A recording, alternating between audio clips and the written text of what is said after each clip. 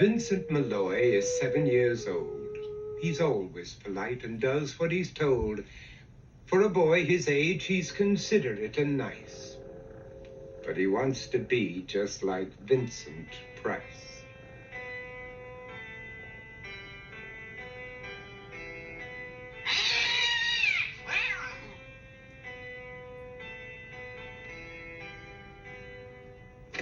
He doesn't mind living with his sister, dog, and cats, though he'd rather share a home with spiders and bats.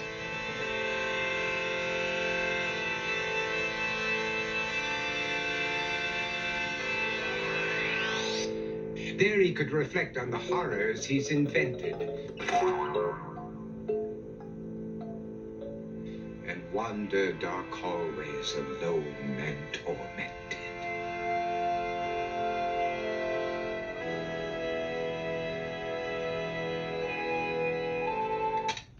Vincent is nice when his aunt comes to see him, but imagines dipping her in wax for his wax museum.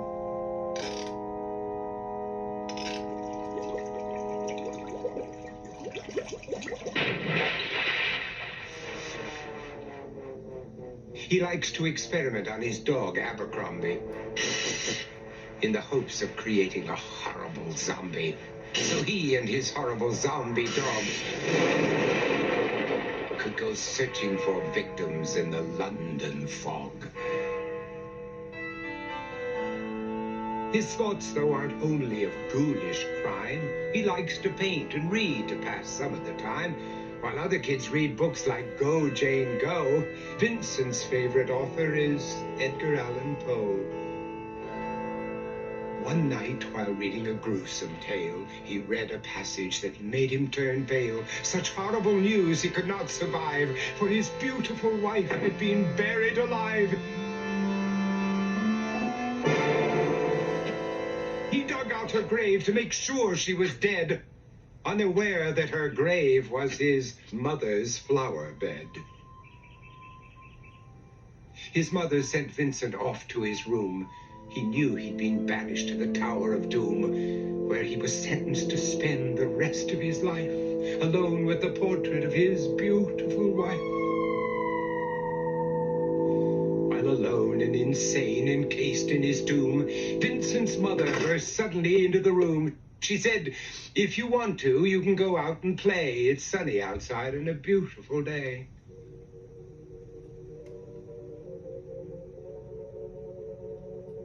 Vincent tried to talk, but he just couldn't speak.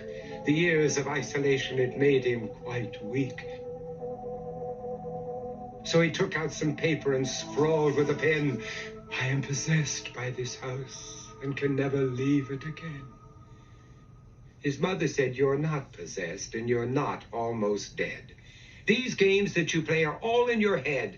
You're not Vincent Price, you're Vincent Malloy. You're not tormented or insane, you're just a young boy. You're 7 years old and you are my son. I want you to get outside and have some real fun." Her anger now spent, she walked out through the hall. And while Vincent backed slowly against the wall, the room started to sway, to shiver and creak. His horrid insanity had reached its peak.